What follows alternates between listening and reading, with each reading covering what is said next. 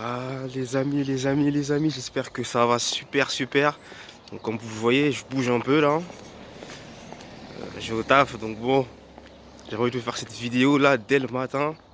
Donc n'hésitez pas dans un premier temps à cliquer sur la cloche si vous aimez le contenu.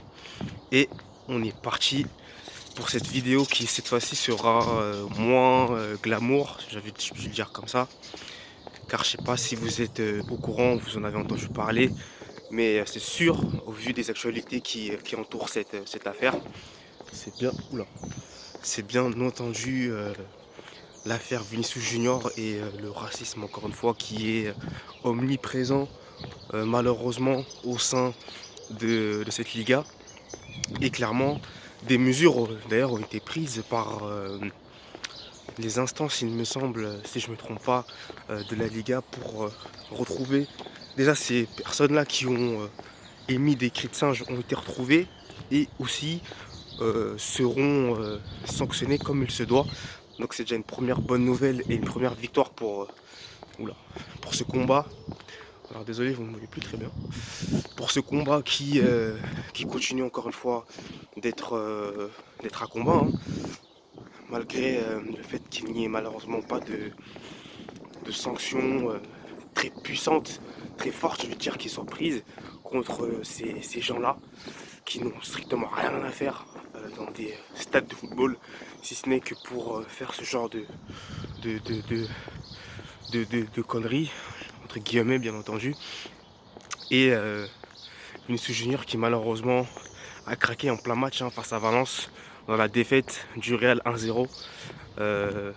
Après ces cris, encore une fois, qui continuent de perdurer et qui visiblement ne s'arrêtent pas, tout simplement.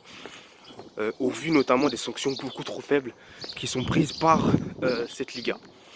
Donc déjà, voilà, je vais parler de ça parce que c'est un sujet qui nous tient tous à cœur, qui me tient à cœur d'ailleurs. Et vraiment, pour ma part, je pense que les instances de Liga devraient davantage prendre des sanctions plus fermes et faire des choses plus intéressantes sur le long terme. Parce que ce combat-là va pas se terminer en un claquement de doigts avec des, euh, des matchs qui sont arrêtés. Ça peut le faire aussi, hein.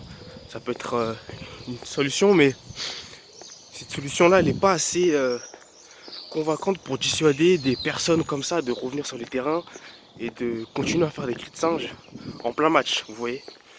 Donc des mesures doivent être plus prises et afin de pouvoir contrecarrer les plans de ces gens-là qui tout simplement ne mesurent pas la proportion qu'ont leurs actes.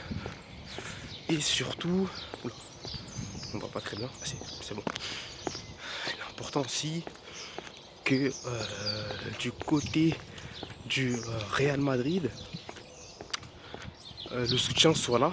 Et c'est ce qu'ils ont pu faire d'ailleurs, car ils ont soutenu à 200% Vinicius Junior dans cette épreuve-là qu'il est en train de vivre. Et c'est vraiment très bien de leur part. Et ça fait surtout plaisir, car ça prouve encore une fois que le Real dit non à ce genre d'actes-là. Et il y a aussi ses concurrents directs qui l'ont même soutenu également. Donc ça fait vraiment hyper plaisir. Et on espère que ça va continuer et repousser ces malfaiteurs, moi je les appelle malfaiteurs, d'actes encore plus réprévisibles que cela. Donc voilà pour cette vidéo un peu faite dans le désordre, excusez-moi, désolé, mais je devais vous faire cette vidéo là parce que je voulais vraiment parler de ça avec vous. Donc voilà, regardez un petit peu cette belle flore. Donc n'hésitez pas à me dire en commentaire ce que vous pensez de ce sujet-là et selon vous, quelles seraient les sanctions que la Liga pourrait prendre davantage pour punir de manière très ferme ces malfaiteurs-là qui continuent de gâcher nos moments de foot et de plaisir.